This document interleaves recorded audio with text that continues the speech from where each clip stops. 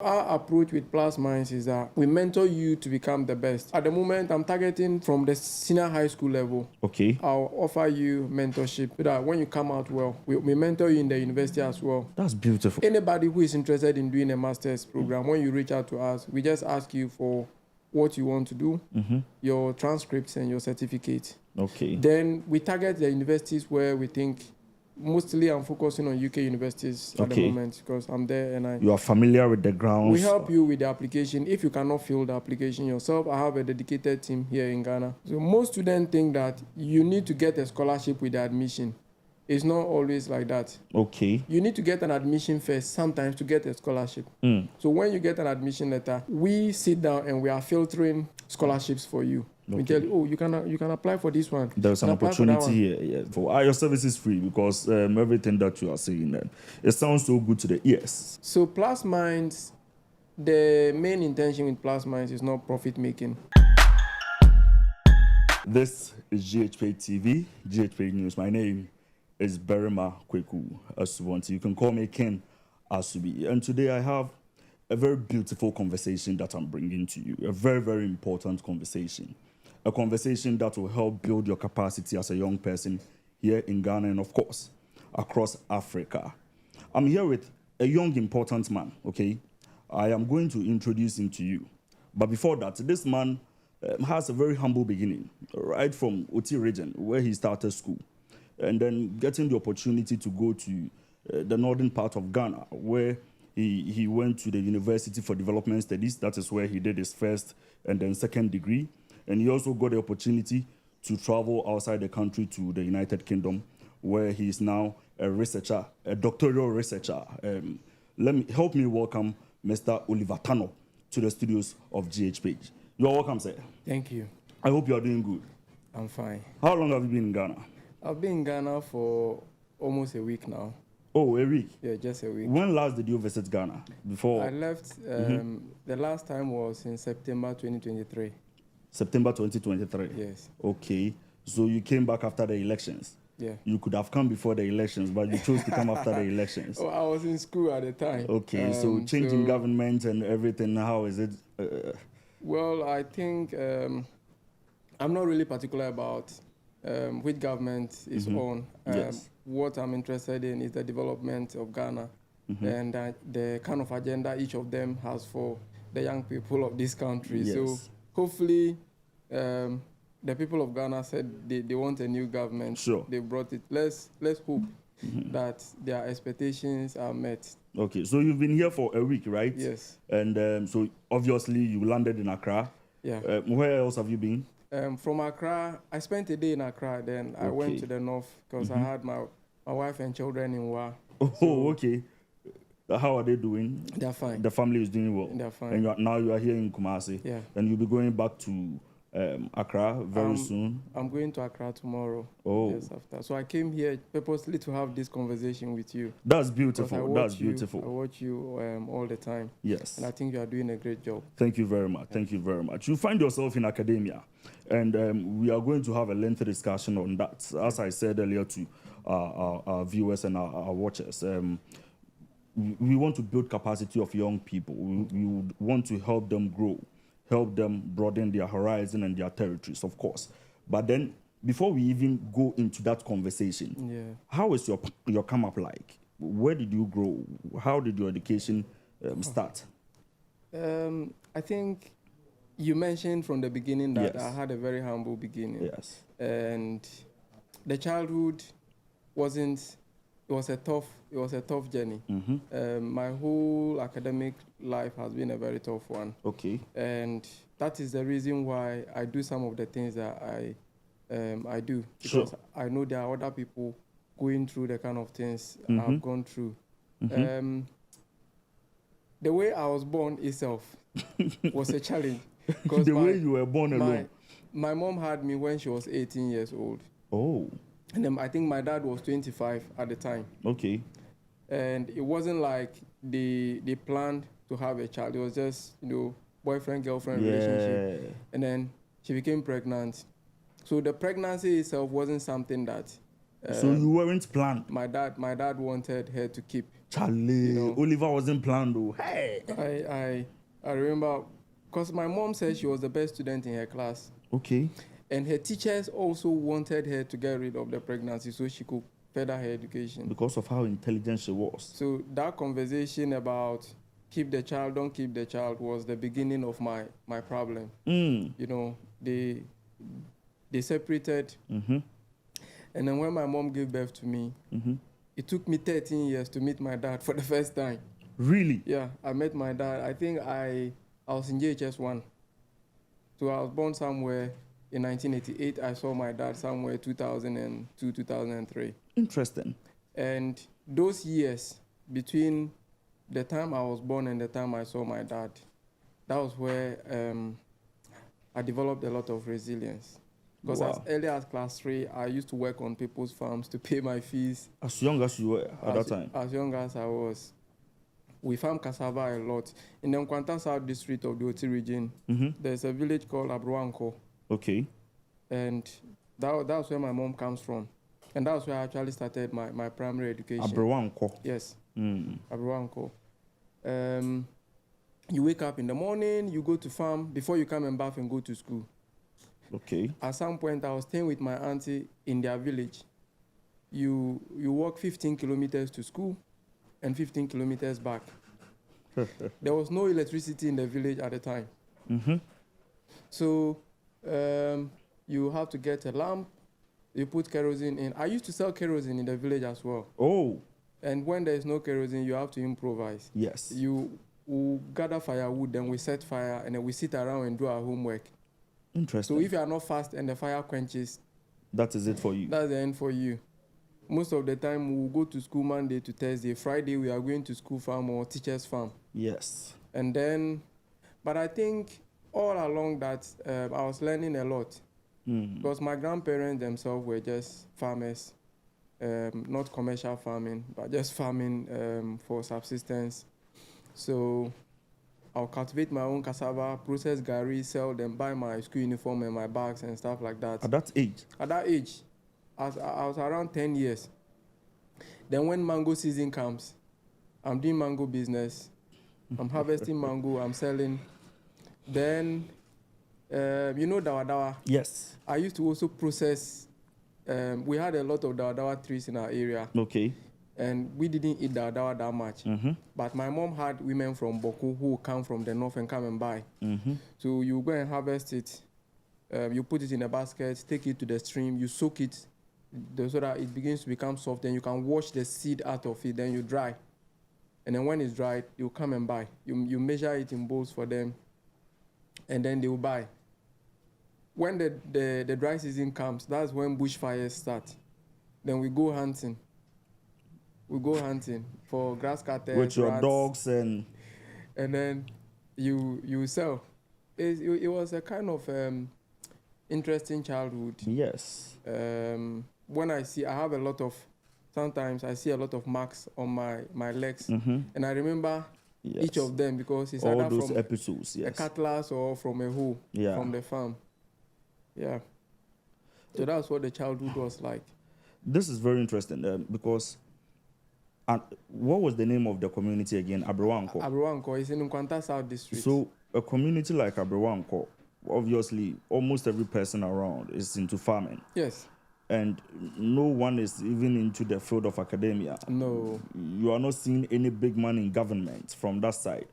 What then was motivating you to combine farming and schooling? Because each and every person that you were looking up to at that age was into farming. So why not farming? Why were you still concentrating on doing your assignments and going to school and blending everything?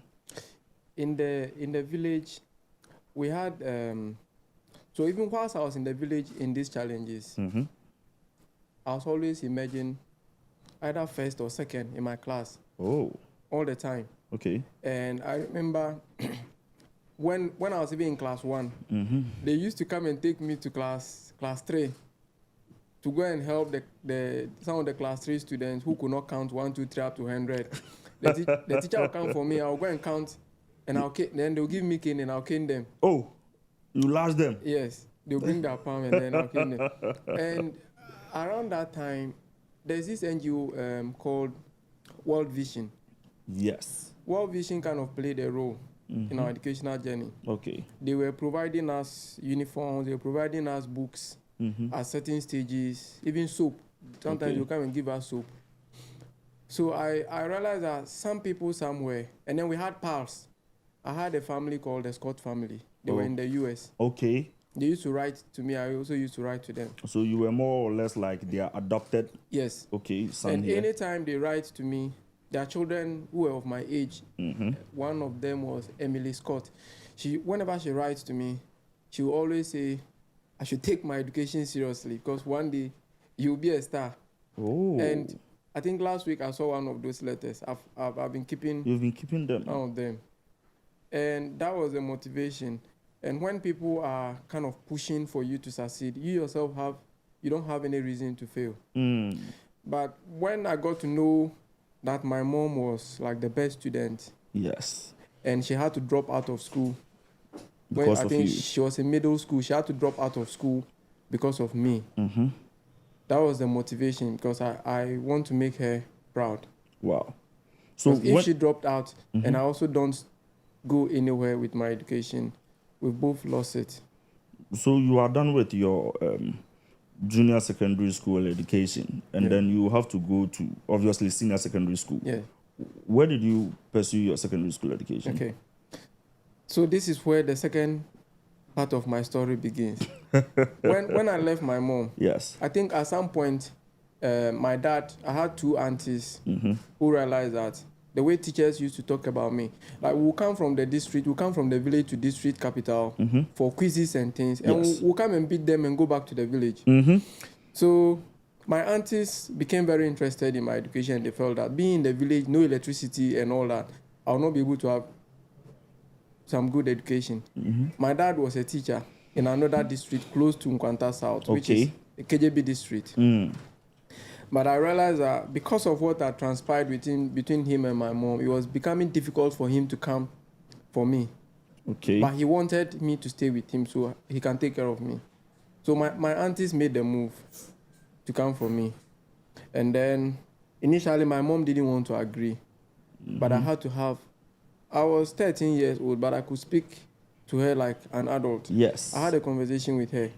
If I go to my dad and he takes good care of me, one day you'll benefit from it. Yes, you are the person who is going to benefit, obviously. I just made the bold decision to go to my dad. And I went.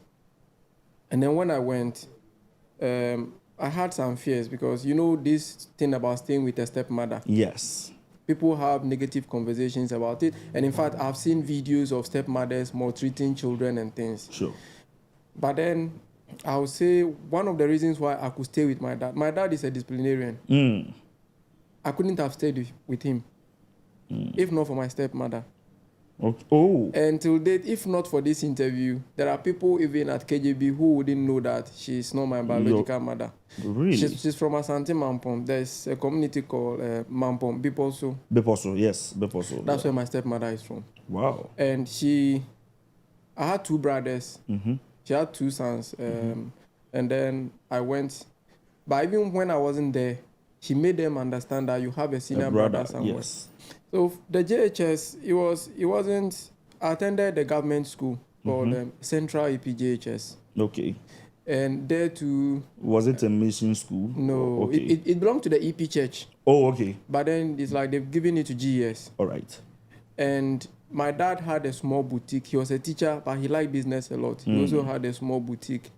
And for me, when I was with my mom in the village, my mom was also a business person. So she would tie granite, gari, and things for me, and I'll roam all the villages and sell.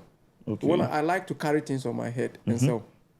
When I came to my dad, I used to sit in the shop a lot. I'll make good sales. At some point, I'll take trouser materials on bicycle, like how these Abochi people will carry trouser materials and sell. So I'll go around the villages and sell. And then I'll sell shoes as well. But my JHS, the challenge at JHS when I first got there was that we're not doing French in the village. But when I came to JHS, we were doing French, and I wanted to do the French. Okay. So because of that, it was kind of a bit of a challenge for me. But I went through the JHS. I finished JHS in 2005. Oh, and I was the best student. I was the best student in Central EPJHS wow. that year, and I think I had the second best grade in the Great. KJB town itself. Wow. There were about 6 or 7 Including private schools. private schools. Private schools. And you were able to compete with them. Yeah. Wow, that's interesting. So from there you went to secondary school? From there, I went to Pando Senior High School. Oh, okay. And Pando Senior High School, I did general arts. I was doing geography, economics, and elective mathematics as my elective subjects. Are you part of the disappointed science students? Those students who had always wanted to go to secondary school to pursue science and then become a medical doctor? And... No. Okay. No. Personally, I don't like to see blood. When I get a cut and you see me crying, it's not because of the pain, but it's because of what you are seeing. Once I see that blood is coming. So it was, the sciences wasn't something that, in fact, I wanted to do geography. I had admission at KNUST for geography and rural development also. But I'll come to that later. So because I wanted to do geography, I wanted a course that would let me do geography from senior high. Yes. So that general arts combination was good for me. Oh. And my dad, at that time I had everything I needed. Okay. It was in my final year that my family faced some kind of challenges. And then that really, if I wasn't determined, finishing the senior high on a good note could be a problem. When you say your family, you are talking about your dad, your stepmom, that family? Yeah. Wow. So it was more of, he was a teacher, like I mentioned earlier. But around that time, he had quit teaching and wanted to do something else. And that didn't work out. Okay. And that was one of the things I liked about my dad. When he tries and he fails, he wants to try again. He'll come back. But it affected the family. So in senior high school, you were not getting... I remember I actually wanted to do business. I wanted to go to Legon and do a course in business. Okay. Because of that, I wanted to write NOVDEC, like accounting or business management, and add to my elective maths and economics. But my dad said he could not. He told me he was not going to pay for NOVDEC. Oh. And I found out it was because he wanted me to be serious with the one I was writing. You were concentrating on it. Because if you know there is no opportunity for you to write NOVDEC, you will do well and not fail. But I finished Pando Senior High School. The senior high school life was very interesting. Very, very interesting. My colleagues, sometimes they will have funny stories. Were you in leadership, secondary school? Were you a student leader? When I was in Pando Senior High School, I was a compound overseer for my house 3. Oh, okay. And I always ensured that the house was tidy. When we do, they would normally do inspections on monthly basis. But they used to give those positions to the big guys in the house, those who the students would fear. Were you a big guy? Or the thing is, in school, I was one of the smallest people in school. Okay. But I'm not somebody that anybody could intimidate. And that started right from the village. Yeah. So even though I had a nickname in school, I don't know if you want to... I want to know. If you don't tell us, they will tell us. So it's better for you to tell us now. My nickname was Zipper. Zipper? Yeah. Man like Zipper. Don Zipper. And it was because I was the one who normally, as a border, you can't just go to town anyhow. Sure. Every day, I will go to town in the evening. I used to take money from anybody who wanted food from town. Oh. So I'll add 50 pesos to it. So you see, like my business mindset. The entrepreneurship mindset was... And I'll go and buy, and I'll come and give them. And when they catch me too, when senior master catches me too, that's my own thing.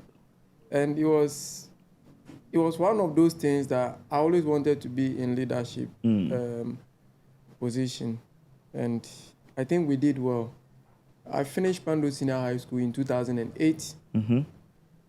Then, when I finished in 2008, my siblings, my younger brothers, one of them was in senior high school. And then the other one was at... 2 of them were both in senior high. Okay. One was at Bishorama, one was at Kasek in KJB. And I had to stay home. I could have gone to university in 2009. Okay. Or even that same 2000. That's it. Yeah, after you completed. Yes. But then the way things were, I'm the first child. So I said, no, I can't just go. I was teaching in one private school. Okay, just to support the family and then. And then I was doing MTN transfer. Okay. Then I was also doing photography. Whoa. So my dad was a photographer. He taught me the trade. And then I'll ride bicycle across to Kechi. I'll go to Togo, go and take pictures on Sundays, come back. Then I'll go and print them. Those who want them framed, I'll do. My dad didn't tell me to stay at home for my brothers to finish school, but I made that decision. And I didn't even tell. Maybe he's hearing that for the first time. Wow. So I was teaching at PAL International School. Okay. Then I applied to the University for Development Studies. Sure. And I got admission.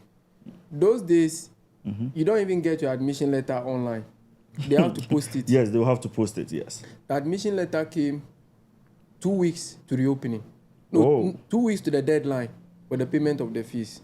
And the admission fee was 560 Ghana cedis. That's at that time, 2009? That was 2010. Okay. 560 Ghana cedis. That was huge. It was huge at the time. Yes, but at the time, honest, 2010, 500 plus. And getting that money was not easy. Yeah. So I had to close down my transfer bill. Well, I had MTN transfer, 2 of them. I closed one of them. Sold the phone plus the capital. Okay. And then I was saving small with a savings group. I went for that money. It wasn't up. Then I borrowed against my salary. The time they were paying me 60 Ghana cedis a month for my salary in that private school. Okay. It belongs to my pastor and the wife. And then so the final day, I was left with 100 Ghana cedis to be able to pay the fees. Sure. And I went to my pastor and the wife to give me money against my salary. And they gave me. But later on, they gave the money to me for free. They still paid my salary. Really? So I went to the bank. It was 30 minutes for them to close. And I paid. 30 minutes. So you were 30 minutes away from not going to forfeiting university. my UDS admission. And after paying that money, it was left with 2 weeks just for me to go to school. So you imagine that getting the fees was that kind of a challenge. Wow. And I knew my dad didn't have it at that time. If he had. That's exactly what I'd wanted to find out. If my dad is the person who will remove his footwear and sell and used to pay the child's fees and walk barefooted. But you knew the family was in difficult times. And I didn't want to give him that pressure. Your brothers were in secondary school as well, and you didn't want to put that burden on them. School. I didn't want to give him that pressure. So I went to UDS. I actually came through Kumasi here. I remember Asafo Market. Was that your first time? That was my first time coming to Kumasi. That was the first time coming to Kumasi. Okay. No, that was not the first time. But when I came to Kumasi, I wasn't that. I didn't really know your left from right. Kumasi. Got to Asafo Market. We jumped on a metro mass. We were going to Wa. When I was going to Wa, I remember all the money I had was 500 cedis. I got to Wa. We paid for our hostel. After paying for the hostel, you are an SRC leader. SRC dues. Yes. What dues? After paying for everything, the money I was left with was 50 cedis. And I know that would be the money I have to manage for the whole term. Your cash in hand for the entire 3 months, 4 months was 50 Ghana cedis. 50 cedis. But then the good thing is I had a lot of gari in my things. I had shito. Yes. My roommates were all from Kumasi. Okay. Nelson, he's an Amakum from here. I'm going to meet him. Oh, nice. And the good thing for me was, and I need to say this because when people leave home and they go to university, sometimes they attach themselves to people who are not their caliber. And that will influence them to live a certain life. Their lifestyle. My roommate, Nelson, Ima, and Collins, I think we are all the same group of people. So our standard of life was the same. We'll go and buy yam. That time yam was cheap in Wa. We'll buy yam and garden eggs. We'll cook the yam. Nelson will add groundnut paste to the garden egg and we'll add palm oil, then we eat. When we do a bar, we had these girls in our hostel who always want to come to our room. I don't know why. Fine boys day. So whenever we do a bar and then we hear a knock and it's those ladies, it's either Belinda or Hickman, then we'll push the food under the bed. Oh. We had this student bed. Clean our hands as if nothing was happening. Then we'll be lying down. And then when they come, because we were shy, we let them see that we are eating about every day. Yes. Do you know what? One day they came and met us eating it, and they washed hands and joined you guys. We all became like Eba family. And that was it. UDS, I think my first year was the main challenge. Okay. But then I started doing a lot of business whilst I was in school. I was selling airtime from hostel to hostel. Yes, because you had experience in that, obviously, from back home. I had one of my phones and the transfer SIM. So I was doing transfer from hostel to hostel. And then at some point, I realized that all the books our lecturers would give us on their course outlines, we didn't have bookshops in Wada that were selling them. So I'll come to EPP bookshop in Accra and buy and go and sell. Really? Then when we needed some materials that we didn't have in our library, I would speak to friends in KNUST. They would go and photocopy it and I'll sell to those who didn't have. And then at some point, I used to supply whiteboard markers and cleaners to my faculty. I went and told the faculty officer that I'm a student, I can supply this, and I'll supply. Then we had this drawing, like the real estate student, we use drawing boards and adjustable set squares and those things. I used to supply. So when first years come, I'll go and buy them from Accra and come and supply. Sometimes I could just make like 5,000 cedis, 6,000 cedis at a go, and I'll not spend that money. Okay. I had some women at Mokola. I will go to some villages and buy granules. You know, in Wa, it was cheaper at the time. I'll buy granules and maize, and then I'll sell to them. And then my uncle's wife too in Accra, sometimes charcoal. I'll buy bags of charcoal and I'll send, and then these chop bar operators will buy. So it was, at some point, I even had money to the point where I bought my first motorbike as a student in Wa. On campus? On campus.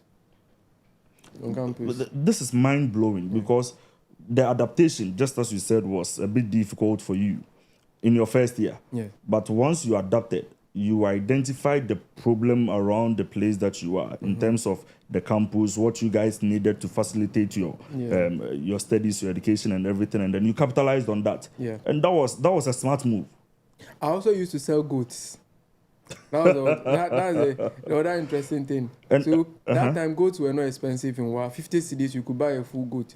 So when someone in Accra wants a goat, I could just get the goods and give to a bus for you and add something small. Oh, so you guys started the delivery?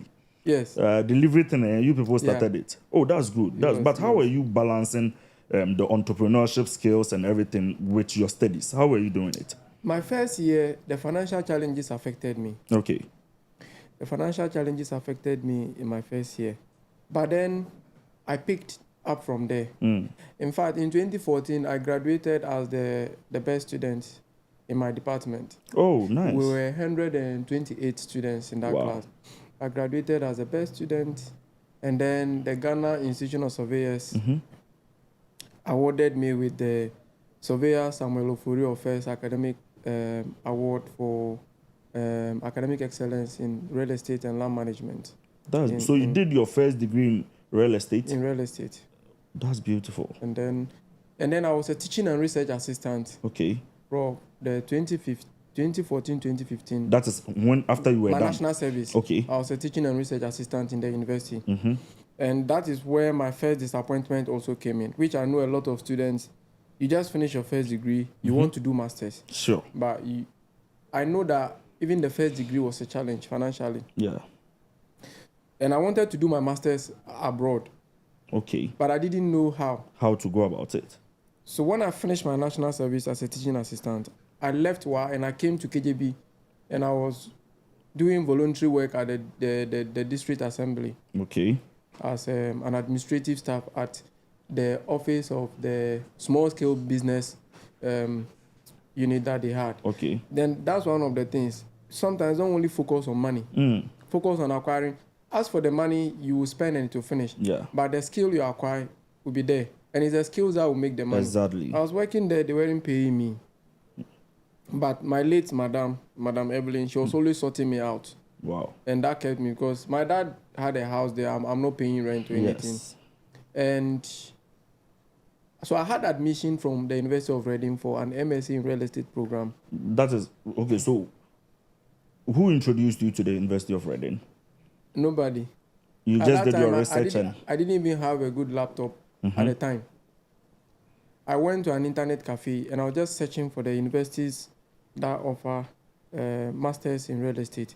Okay. And I found out that the Henley Business School was among the top 1% in the world.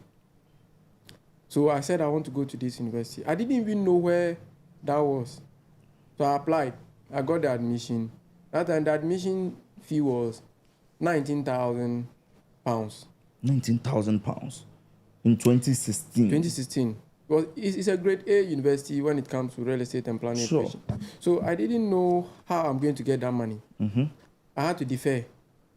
But they had this scholarship called the African Real Estate Society Scholarship. Okay. They also had the Reading Real Estate Foundation Scholarship. Then they had the Henley Business School Scholarship.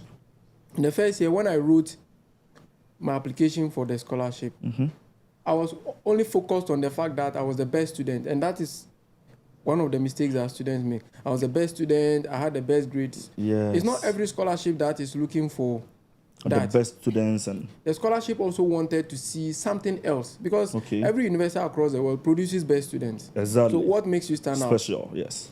I was also the president of the Real Estate and Land Management Student Association. Beautiful. I was their class leader from first year to third year. They always conduct elections, but I went unopposed for the 3 years. And then when I became the student leader, I didn't add these things to my CV. That was why I didn't get the scholarship the first year. So the second year, I added all those things. Then they gave me a full teaching scholarship. Okay. So the 19,000, that year the school fees had increased to 19,900. They wrote all that off for me in scholarship. What is left now is how I'm going to pay for my accommodation and living expenses. Oh, okay. Once you get there. And that money too, I didn't have. When I was in university, I was a very strong member of one of the political parties. Okay. And that party was in power at the time. So I thought I could get something. Someone to, I was looking for scholarship from GhPage to cover the rest. Exactly. Because the university has given me like 60%. I need 40%. Then I'll go to this person. I'll go to that person. I went to my district. I met the party secretary. They spoke to the party chairman. Not knowing the party chairman had an issue with one of my family members. So by hearing my surname alone, and this is one of the things that I think people do, which is not good for our development. Exactly. By hearing my name alone, he could trace your lineage, and then what I just wanted from him was an introductory letter so that I can take that to GhPage, because someone told me that GhPage is highly political if you want to get scholarship from there. And I think it's not always the case. Okay. I went to Ho. I wanted to see the regional chairman of the party so that he can give me a letter to go and see the regional minister so that by the time I'm going to GhPage, I have letters which make my case very good. I got to Ho as early as 6 a.m. I stayed in front of the party office. The party chairman didn't come. Then later on, somebody came to sweep the place and I told him why I was there. He said I should speak to the secretary. The secretary was a lecturer at Ho Poly at the time. Okay. And he discouraged me and told me that the course I want to go and do outside, if I go to GhPage, they won't give me scholarship because I can do that master's here. But I knew there was no university doing an MSc in real estate at the time. Even that, I wanted it there. So I decided that, okay, I'll go to GhPage. I don't know anybody at GhPage, but I'll go there. I went to GhPage, and I was sitting there hoping to see. In fact, not knowing when you come to GhPage, you should have an appointment to come and see someone. I didn't know who I was going to see. Then one of my senior brothers, he was a contractor. He normally does classroom projects for GhPage. And because of my real estate and construction background, whenever his mason is having challenges on site, they will call me. Yes. So he called me and said the mason is having issues with some measurements because the mason is used to imperial measurement like feet and inches, but the drawing was in millimeters, which is metric. Yeah. So I needed to convert. So later on, I just told him I'm at GhPage, and he said, "Oh, I know the auditor at GhPage is a friend. Go to him and say, my brother, that man, God used him to change my life. Bless him. Mr. Nafra. Bless him. I just went to him, he looked at it and said, no, this is an opportunity that a young Ghanaian should not lose because you already have a full teaching scholarship. I went to GhPage on Friday. They had closed scholarship applications at the time. But he said, this is a special case. I went there on Friday, Monday morning at 9:30. He called me that my scholarship has been approved. Wow. So GhPage was going to pay for my accommodation and living expenses and also buy me plane tickets to go to UK and then ticket to come back when I finished. Wow. So that was how I went to I went to the UK in 2016 to do my first master's in real estate. So after your first master's, you got the opportunity to also lecture? When I finished the first master's, I came back to Ghana. Okay. And then I went to I started teaching at the University for Development Studies in August. So I started, I think, September 2018. Okay. And I started lecturing there. That's wow. And then whilst lecturing, I did another master's, an MPhil in development management, also on scholarship. So the only course at the same university, University for Development Studies. Okay. It was under my faculty. My faculty dean at the time gave that to me. Nice. So apart from my first degree, there's nothing else that there's You've no always course I have been on done that I scholarship. have paid for. That's beautiful. And after that MPhil, I told myself that within 5 years I wanted to go back to the UK and do my PhD. But then in 2022, I was also among 13 young Ghanaians that the MasterCard Foundation sponsored on the Young Impact Associate Program. Yes. They were doing it across Africa. Yes. And then they gave us a 1-year training in project monitoring and evaluation. And then whilst we were just about to finish that one, then I got the University of Reading scholarship for my PhD. I also had one with one university in the US, University of Purdue. Okay. But I didn't. But you decided to go. I wanted to go back to Reading because I already know the environment. Exactly. PhD is not only about how smart you are.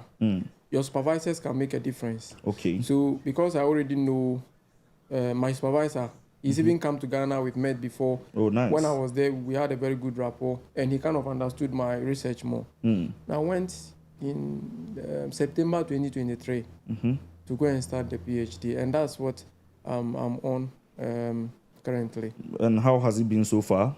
It's been interesting. I've passed my confirmation of registration. Beautiful. I got the email 2 weeks ago. That's nice. Which means Congratulations. I'm just left with submitting my thesis and graduating in about 1.5 years time.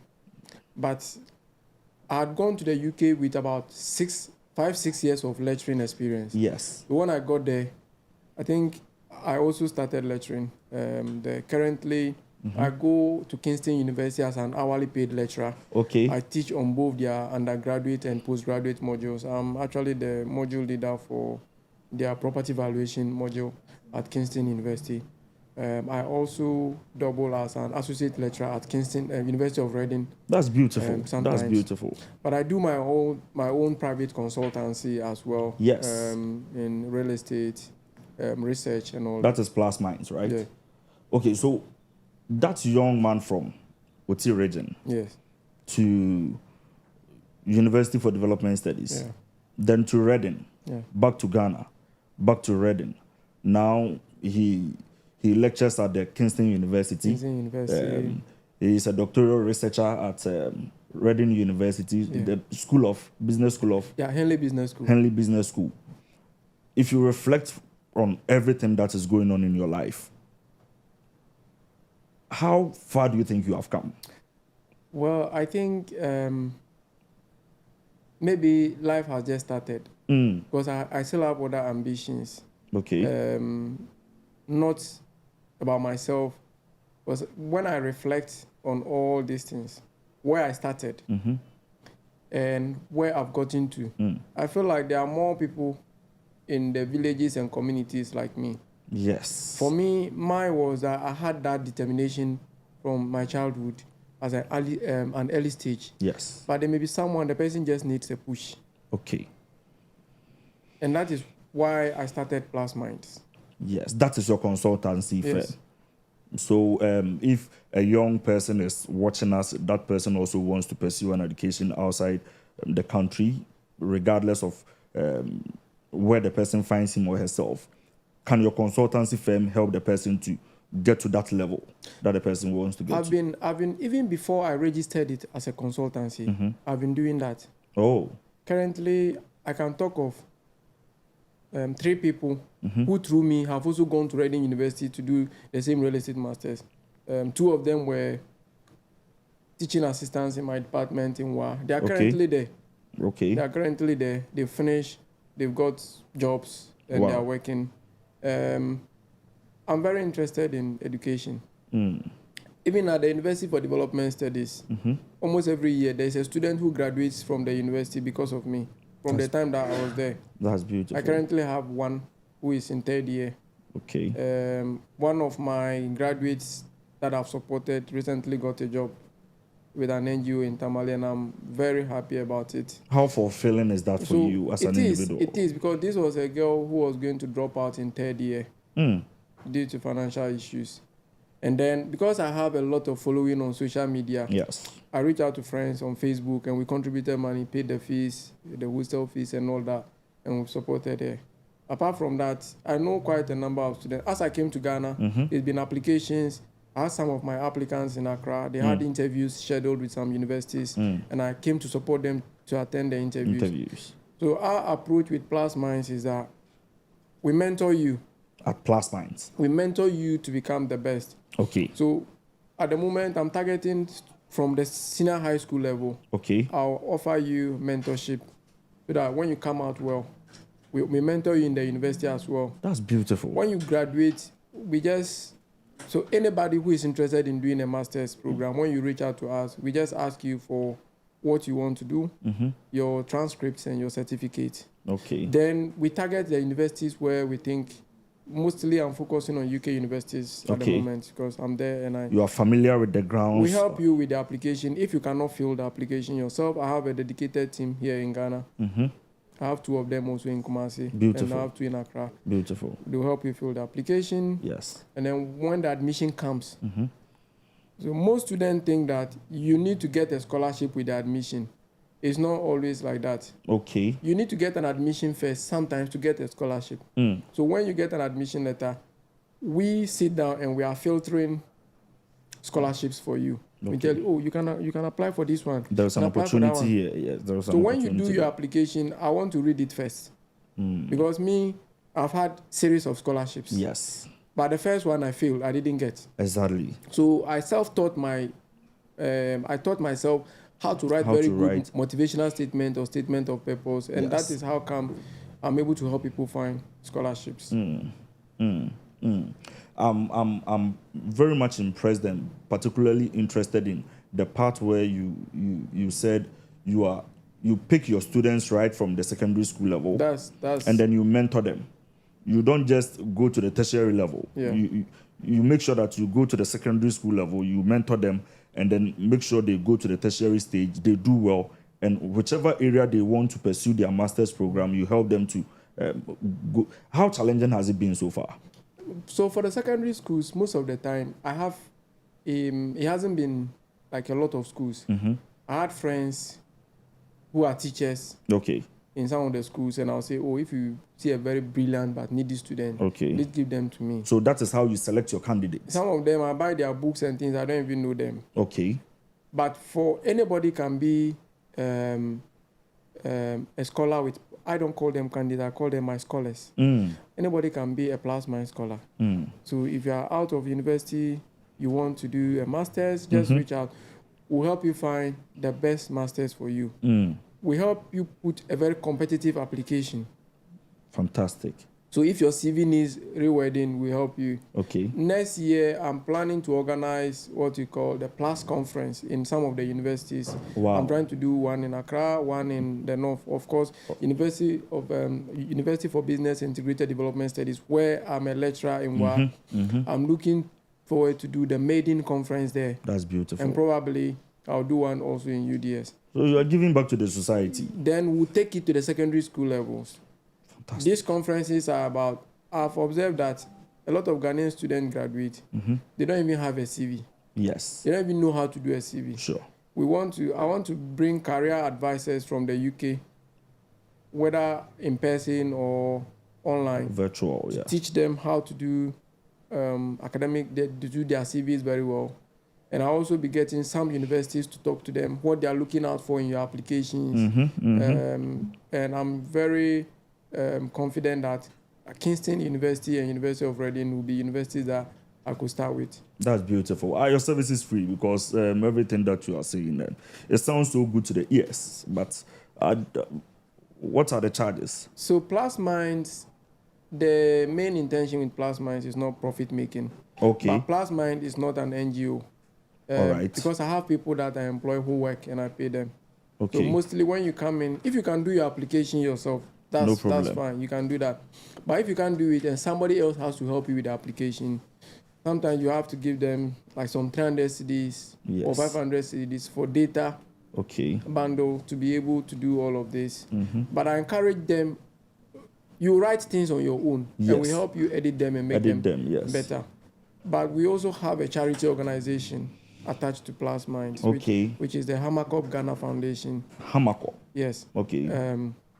Which I used to do a lot. That's what I used to sponsor students. I'm also using that to collect books from UK and bring into the universities here for free.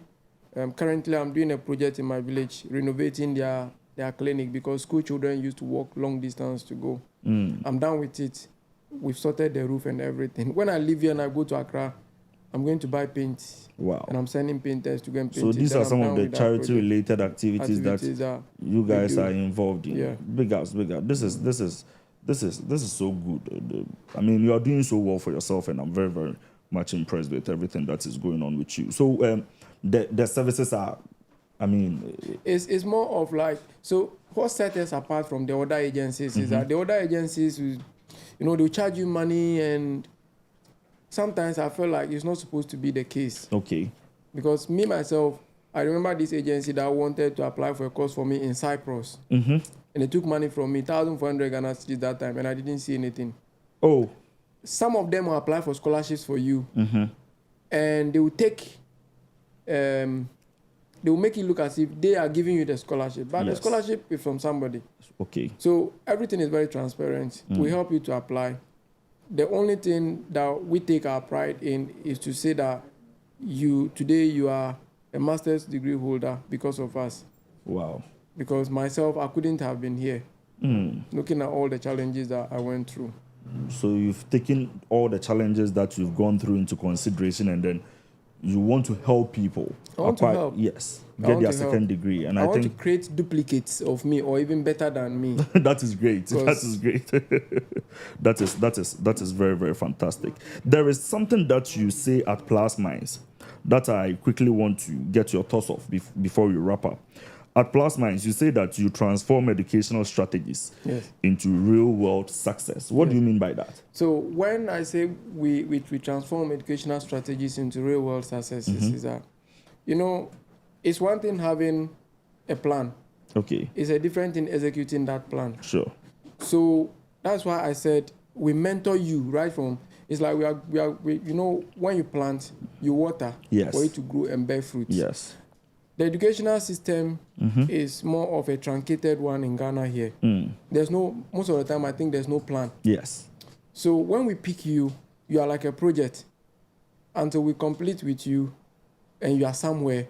So if your ambition is, for instance, to become a medical doctor, until you become that medical doctor, we have not achieved success with you yet. Okay. So we don't and that's what makes us different. An agency will or a consultancy will just help you find your master's and that's it. And then that is it, yes. When you come to the UK, for instance, to study, one of the things we help you is we help you filter the right jobs that you can combine with your studies. That is exactly what and cope. That's good. We got this job here, you can do it. This one will make it difficult for you to study. So that the financial aspect of your education is also not a burden. Onto you. Wow. Yeah. That's good. So how does someone get in touch with you? Someone watching, a young person who also wants to come to the UK, who also wants to pursue a master's degree, how does the person get to Plus Minds? You can contact us. We have a website. We have a dedicated website, and the website is plusminds.org. Plusmind.org. Okay. And then we also have other social media handles. Yes. If you go to YouTube, we have a YouTube page, plus_minds. What we do with that YouTube page is that we go to students to also tell their educational journey, like I've just told story. mine. Yes. Then we are also on LinkedIn. Okay. Plus.minds. We are on TikTok, plus.minds. We are on Instagram, plus.minds. And we are on Facebook, Plus Minds. All right. And when you go there, we have a dedicated WhatsApp number as well. Okay. There that you could reach out to. Yes. And then as soon as you reach out to us, we are asking you what you want to do. People sometimes will just come to you, I just want to travel abroad and do my master's. But the question is, what master's do you want to do? So when you come to me, I'm asking you your career goals first. Yes. Because if you want to be a medical doctor and you want to go and do a master's in geography, that will not lead you to become a medical doctor. So when I ask you your career goals, then I'll tell you, okay, these are the masters that could lead you to this path. These are the universities that offer the best of those. These are the universities that have scholarship opportunities for you. Then I'll tell you. Okay. And then we apply 2, 3, 4 applications. Recently, one of my applicants, and this is a student that I taught in UDS. I taught in primary school. In primary school. In fact, I started teaching yes. somewhere, in the private school. Yes. And this student just finished with the first class in UDS. Beautiful. And I'm targeting an accelerated PhD for her. When I say accelerated PhD, you will start the PhD and the masters together. So your first year, you do your third courses and they will award you masters. Yes. Then the rest of the years, you do your dissertation stuff for your PhD. And I've had 2 universities interested in her. They've interviewed her, and it looks positive. So there are so many opportunities out there. We just need to get in touch with Plus Minds, and then we are good to go. And we'll help you. That's good. That's good. Any final words for our viewers? The final words to the young man and young woman in that village or that community in Ghana who want to give up in education is that you don't have to give up. Because there's always light at the end of the tunnel. Okay. And in future, you don't have any opportunity to give an excuse to your children or people to say because things were difficult. Sure. You can make it. Sure. No matter the environment, when life gives you lemons, you can take it and make lemonade out of it. And that's what I want to tell you. Keep fighting. There's light at the end of the tunnel. Keep fighting, and there is light definitely at the end of the tunnel. It's been an interesting conversation and a very educative one with my boss here, a very young, important man. He is an asset to this nation, Mr. Oliver Tano. Thank you. He's really doing well for himself, and we believe that if you want to build your capacity, if you want to find yourself in an environment that you can also contribute back into the society, these are some of the people that you need to get in touch with. And of course, you are going to be a blessing to the entire nation. So get in touch with Plus Minds, and trust me, you are going to help build the nation. We are the future leaders, obviously, so we are going to help build the nation. So thank you once again, Mr. Oliver Tano, for coming to the studios of GhPage, and definitely we are going to cross paths very soon. Thank you very much. Thank you.